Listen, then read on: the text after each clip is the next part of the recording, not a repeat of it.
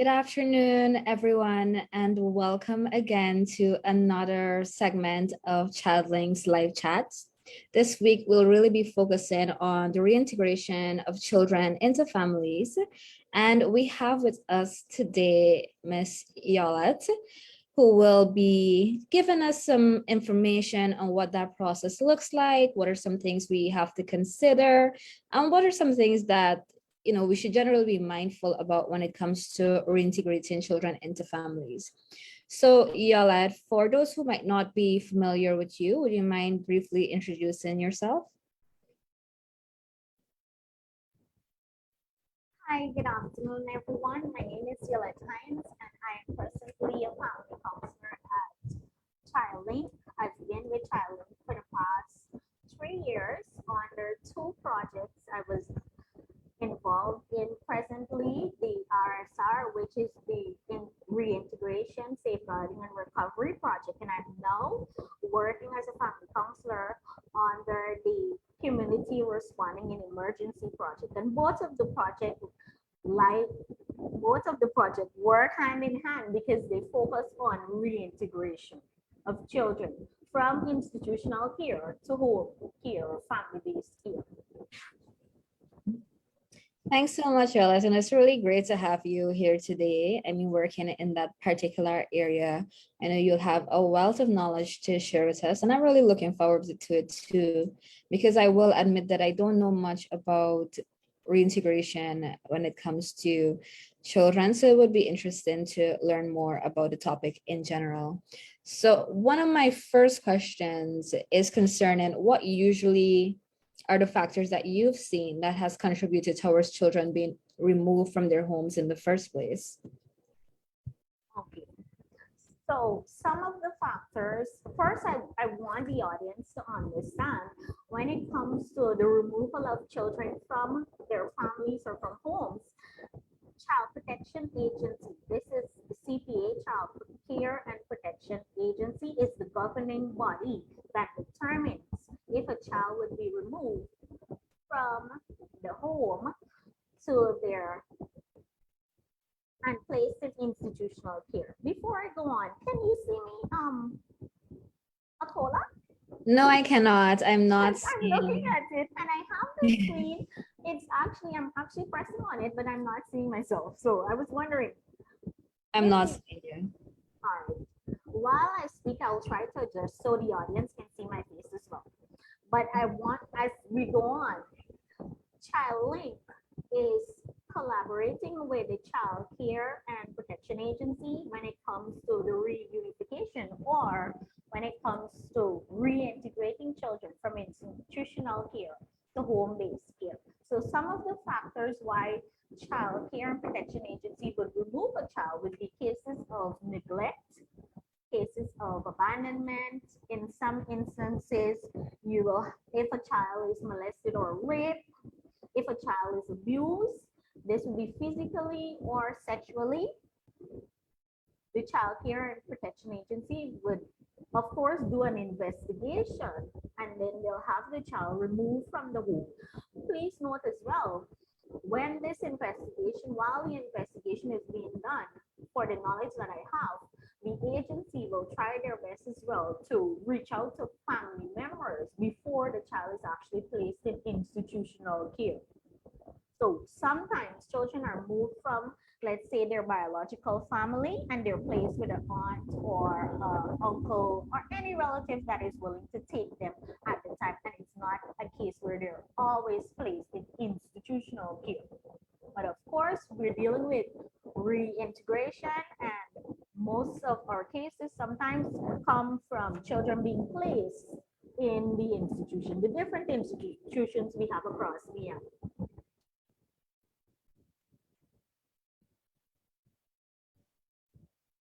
Thanks so much. Thanks so much for sharing that. I know that when it comes to children being removed from homes, automatically a lot of persons tend to think it's only in cases of like physical or sexual abuse.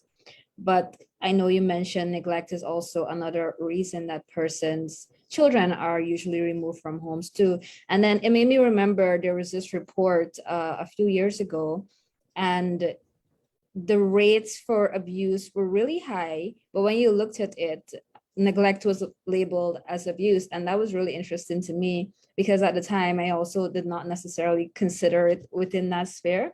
So it's really great that that was highlighted. Yes. So yeah. So when it comes to the common misunderstandings about reintegration, what do you feel are some of the ones that come up often for families and children? All right, so we have a lot of misunderstanding going around in terms of in society for both child and parents or relatives when it comes to the reintegration process. So what is clear, what we see sometimes as counselors working on a reintegration process is that family members or family in the whole might say, you know, before this child is reintegrated, I have to ensure that the child, I have everything available for them. And if I don't have everything available, I can't take them. We won't be able to reintegrate them back into family care. So we really want to clear up and we want the general public to know that when reintegration is a process. So even though the agency determines when the child will go back home, ChildLink is doing such great work with Child Protection Agency that we are actually providing psychosocial counseling for parents and children. We're also working along with Child Parent Protection Agency to assess financial needs that the family might have before the child is reintegrated. So what you find for the process, there's a lot of pre and post assessments being done during reintegration and after reintegration. We want to clear up and have persons understand that when you have that child back in your care, you wouldn't be left alone. And that's some of the concerns that family members have. You know, the child might have been in a situation and then they're now coming back. Can I cope with that child when they return in the home? Would the behavior change? So ChildLink is now offering that service that we can work through all of the little hiccups that we find with reintegration, whether it's psychological or emotional or even financial to an extent for families and children. We also find, some of the misunderstandings that people have or children have now is that if they're placed with family and if they misbehave, they'll be placed again back into institutional care. And we also we try this so much and we try to encourage our children that when you are placed in institutional care, it's not a good thing. It's something that we really want to work against. This is both ChildLink and Child Care and Protection Agency. We want to advise persons, children living in institutional care. It's hard for them emotionally, it's hard for them physically. So when they get back home, we work with them to ensure that they will be so secure emotionally to understand if they make a mistake, they're not going to be taken from family and placed back into institutional care. Thanks so much for sharing that. So you had mentioned that often what you tend to do is have both pre and post assessments of reintegration. So I was curious as to what criteria, I mean, whatever you can share on that, of course, what criteria can be used to know that a child is ready to be reintegrated into a home? Sure. So, Akola, before I go on, I'm going to stress on this is that we want the public to understand when it comes to our work for reintegration. Child Care and Protection Agency would be the body to determine when the assessment is being done. They would look at the safety for the knowledge that I have. They look at the safety. Is the home environment a safe environment? Do they have sufficient financial support to maintain that child? Would the emotional and physical being of the individual be considered? This would mean the child would, if the family members in a good place in terms of education, in terms of seeking assistance when it comes to helping that child to cope back now in the home with the other members. So the Child Care and Protection Agency does a variety of assessments before they go back home. But we want to ensure that the home environment is safe, this would be to some extent the building, the infrastructure, and we want to ensure as well in cases of molestation and rape, the perpetrator is nowhere in the vicinity of the child or the home. We also want to ensure that the family has some amount of financial stability to maintain that child when they come back home. So I'm curious about examples that you might possibly be able to highlight when it comes to positive changes you might notice with regards to children and caretakers following reintegration of children into homes. Like, what are some of the positive things you might have seen over the years or heard about when it comes to reintegrating children into home? Okay, so working over 3 years with the reintegration project, some of the positive things that come out of reintegration is that child or children have a sense of belonging. They realize that I have family cares for me, and I have a place in this world. So, and most of the time I see it as a counselor, that is the main reason for children. They're not really concerned much about, if I'm going to get something to eat, if I have a place to stay. They just want to know that they have somebody there to love and support them. Another positive thing that comes out would be parents being willing to communicate effectively after an issue would have occurred and the child is reintegrated. Parents buying into counseling does a whole lot for reintegration.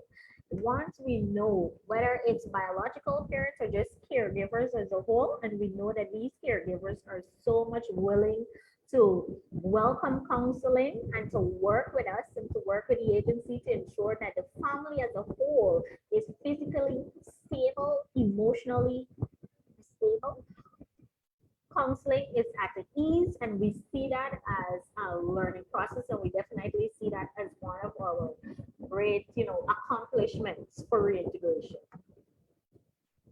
We also, what we notice, some of the good things about reintegration is that the void or the absence that the child feels when they're in institutional care, it diminishes or it's dissolved when they're back with family.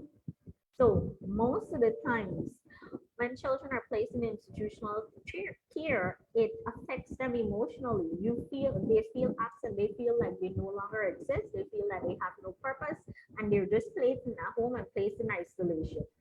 But when they're back with family, and the reintegration process occurs, and we find that counseling is effective as well and welcome, that absence that child feels in the home, in institutional care, is no longer present when they're in the family environment.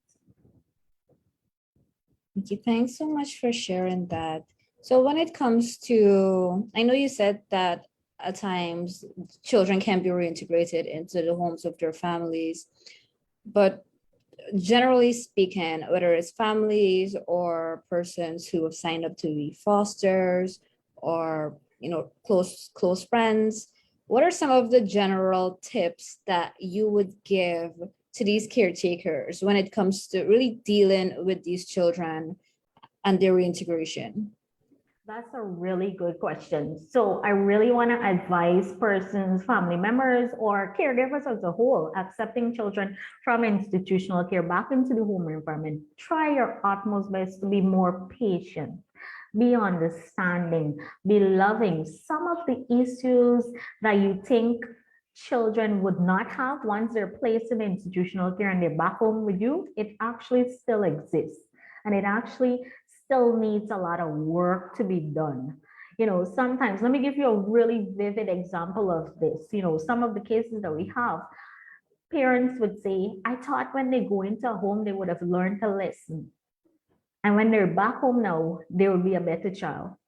No, most cases, children actually end up being more rebellious. They end up being more frustrated. They end up, sometimes, getting involved in crime and all these things. That's why we advise as counselors that institutional care, yes, It's there to support children who would have been abused, but this psychological effect is what we want to work on. And we want to ensure that families understand that when you welcome back your children back into the environment, that you are more patient, you're more tolerant, you're more loving, you're more willing to understand the reason why things would have happened with that child and what can you do to assist that child now in living a better life and making better decisions. Yeah, those are some really, really important points. I mean, generally, children should, feel that support and patience when it comes to the people around them. But it becomes like such a bigger issue too when it comes to those who are facing reintegration into homes, because they're really being taken out of the environment. And, it's children, they tend to like stability. So that shifting can be a lot for them. So ensuring that they have an easy transition back into a home is very, very important. So I just wanted to echo all of those really excellent points that you made there. Yeah. Something that we remind even persons who are willing to visit child care and protection agency and be a foster, open up your home to be a foster mother, foster father, or have that family environment for a child who would have been living in institutional care. Understand, that that child is coming with a lot of emotional hurt, sometimes a lot of emotional baggage, that you really have to have a deep understanding and a deep amount of love and patience to work through some of the behaviors that you will see. Because most times persons, even family members, are so frustrated. They say, I don't understand why she's behaving like that. Why, before she went in, she wasn't that person. Now she's here. We find as counselors, our children are saying, she placed me in that home because she didn't love me. Yeah.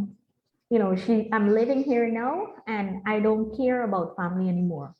So you find when they're placed there, they're thinking, sometimes it's for their own good, they're thinking, I don't care about the outside world anymore. So as counselors, we have to work through that barrier now to help them understand that there's still some amount of support and some amount of love and willingness on the other side of institutional care. And with counseling, it works well. So we really want to advise the general public to buy into the fact that counseling works. Yeah. Counseling is extremely, extremely important. Yes. So Yalat, I also wanted to touch base with you regarding children with disabilities. So many children do have special needs. So what considerations are usually taken into place when dealing with these children and reintegration? Okay, great question. So we have, when it comes to reintegration, we're also placing children with disability back into the home environment. What consideration we have would be that we think about the physical environment for that child. We think about the emotional support that they'll be given, because we very well know that children with living with disability need that additional help, need that additional support, and need that additional patience in whoever the caregiver will be. So we take a lot of time to process where that child will live, where they will sleep, can they adapt, especially with our children that are living with autism, knowing that they have so much of a routine that is necessary for them, that we want to ensure that caregivers understand when the child with disability returns to your environment, you are more patient, you're more loving, you provide the additional educational information that will be able to break down that child's need, and the communication between you and that child, it's available.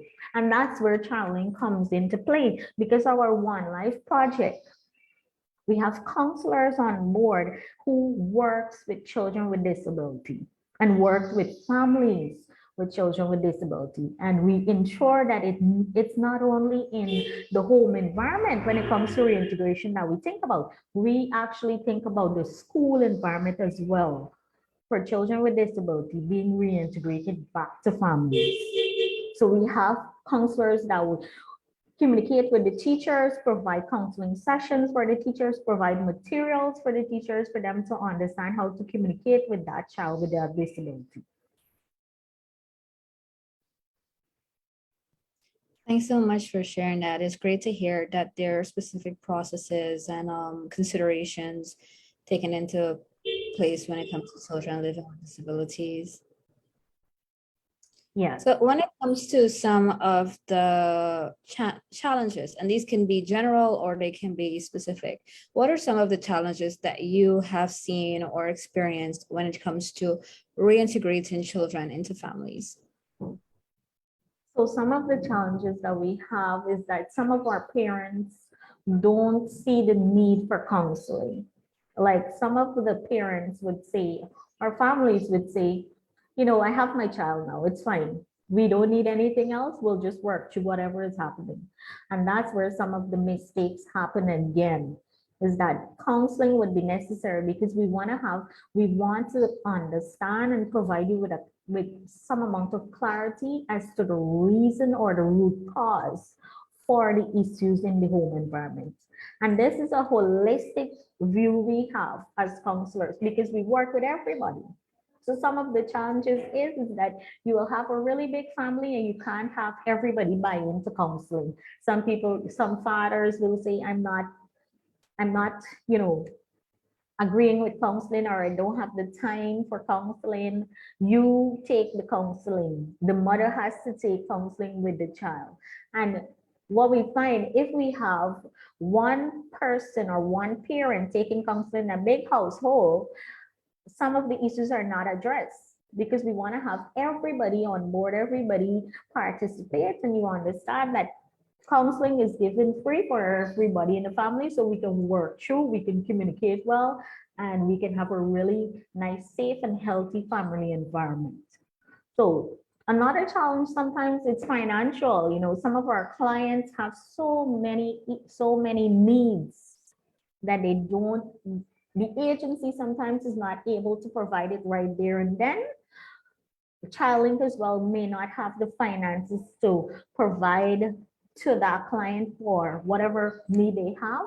But what is the good thing that we do here at ChildLink, and we work along with Child Care and Protection Agency, is to link the client to resources or other agencies that can provide them with the financial assistance that we need. But in reintegration, yes, sometimes that might pose a really big challenge, but we're working on ensuring that, you know, with donors and even private citizens, that that's not the case anymore. We will be able to meet some of the financial needs of clients. Another challenge that we might have is that parents or the school environment might think, you know, do they need counseling? And we honestly advise every single body entwined in that child life to be a part of counseling. We visit, we do home visits as well, we do school visits. So the buy-in is the hardest thing, Akula. I can certainly imagine. I do know that there's a heavy resistance to counseling in Guyana generally. So I can only imagine the challenges you've had to deal with that. Yeah, definitely. You know, I think it's just a part of our culture that we really don't see the need to counsel. And we like to sometimes think, you know, counselors are more so in our business, you know, as people might say. But the good thing about counseling for reintegration and for any other issue is that you get to work through the challenges that you have, and you yourself get to decide what is best for you. You are able to make proposals and you're able to make decisions. And that's what I want the general public to understand, that counseling, it's not about persons dictating what should happen, but it's about the counselor providing that guidance and emotional support, that you will get to make the choice of what I want for my life, or what I want for my family, or what my child wants, or what, you know, the important thing is that you have the say, you are in charge. So I really would want persons to understand, you know, the message I want to send to the public is that Buy into counseling. It works. We have so much, and in the pandemic, we're seeing this, that we have so many persons have mental health issues, and counseling is so important, even for children. Yeah, incredibly important. Thanks so much for sharing that, Yolette. So when it comes to reintegration, is there anything that I might not have asked that you feel is very important to highlight? Okay, I'm thinking we spoke a lot. We covered a lot. No, I'm thinking we answered a whole lot of questions. You asked some important questions, and I gave great detail about reintegration. But what the message that I really want to send to the general public about reintegration is that reintegration is a process, and institutional care is not the best place for your child. Being reunified with that child is the most important thing, that you can work out so many issues that you might have and the child might have, and just accept them with love into your home, and be willing to accept the counseling that is offered for the issues and some of the challenges that you might have be resolved.